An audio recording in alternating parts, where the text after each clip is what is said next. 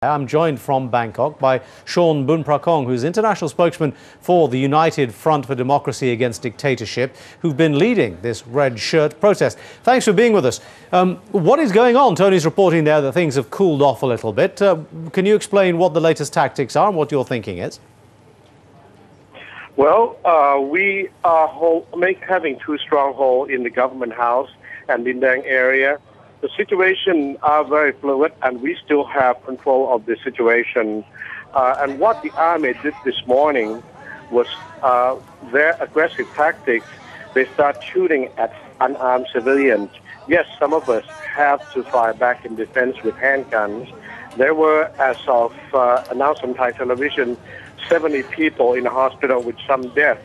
But this is reminiscence of what happened 30 years ago in Thaksin University. Can you just address the situation right now? As Tony was reporting there seems to have been some kind of conversation between some of the red shirts and the army that has led to the army pulling back just a short distance and something of a calm there. Has something happened there? Have you had conversations with the army? Well, actually, there might have some original local commander who are talking, but for now, our original demand still, Appisit has blood on his hands, and he must resign. The army must pull back. If there's going to be a long-term solution to this, the army must stop its operation immediately. When we had this similar crisis last year in Suvarnabhumi Airport, the army chose not to move on the protester there, but now they selectively mount their operation against us.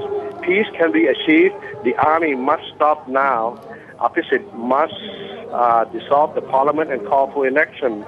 If these things get any worse, there would be more blood and the government would be responsible. Well, the army might say that during the demonstrations of last year were rather peaceful. They didn't invade government offices. They didn't attack the Prime Minister and his staff, which is what your followers have done. So you can't really complain about the fact... Actually, that's actually untrue. We have not occupied government office now as of today. The change of event was started by the blue shirt ordered by Nevin and Sutet and Appisit in attacking us when we were retreating from Royal Cliff Hotel. This is when the chain of violent events start.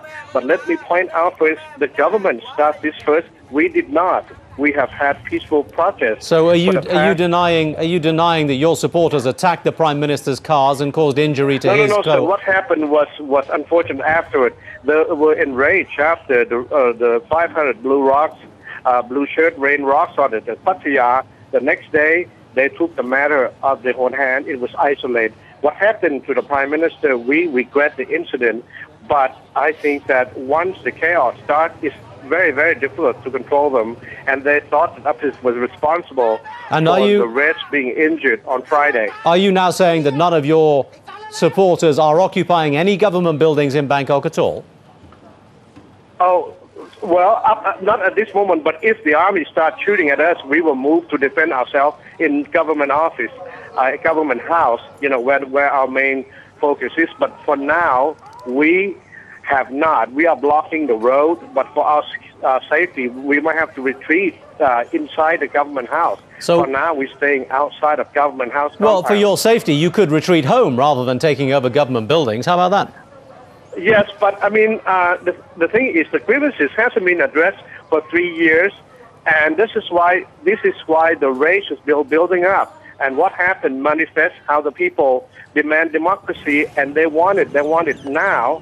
And it's not happening in Bangkok, it's all over the country. Listen, you can have over 20 million people who vote for the previous several parties that we had, and then hope to have peace by using force to crush us.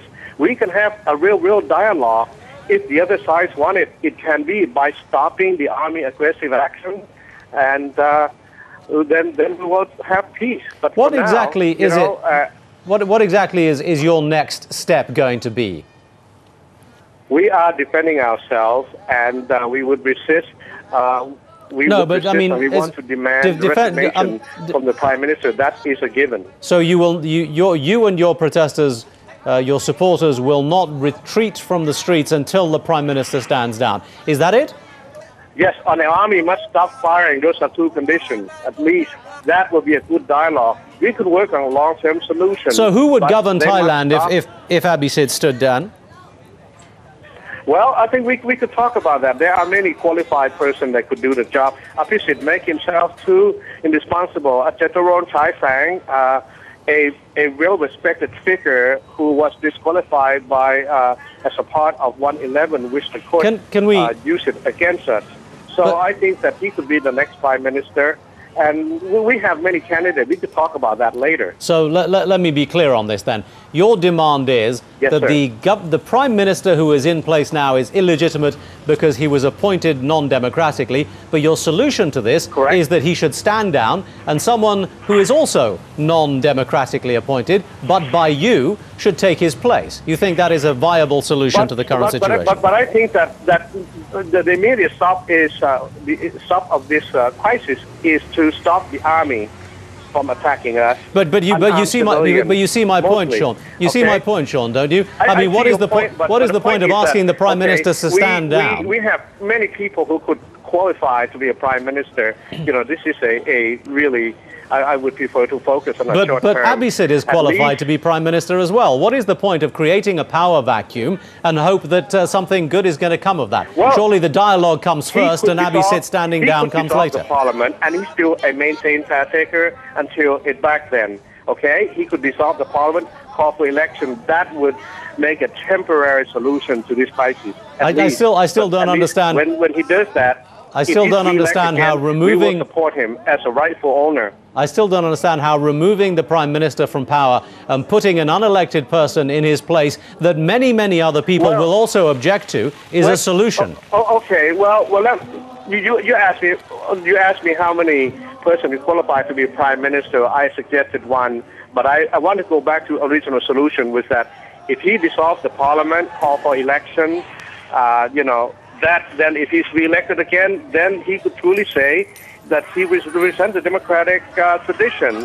of the past. But so far, unless he does that, our situation for today will remain that we would fight for democracy. Well, and I think that we could discuss that is interesting, Sean. Let me just clarify then. If Abhisit called for a new election and was re-elected, then you and your supporters would be happy with that. You're not demanding that Thaksin come back. You're not demanding a change in the constitution. Should Abhisit be freely elected under the current constitution, you would be satisfied. Is that what you're saying? Well, those two, plus one, bring back the old people constitution, not the one currently written by the military. Those are our three major demands. Prosecute the past, occupy the airport. That hasn't been done at all. One of our leaders that was at Pattaya, immediately the police rejected. Why all this selective enforcement of law? There are inequality in Thailand, and this is why our people are enraged. And remember, we did not start this violent cycle. The government did in Pattaya. All right. Sean Boonpracong in Bangkok. Thank you for talking to us.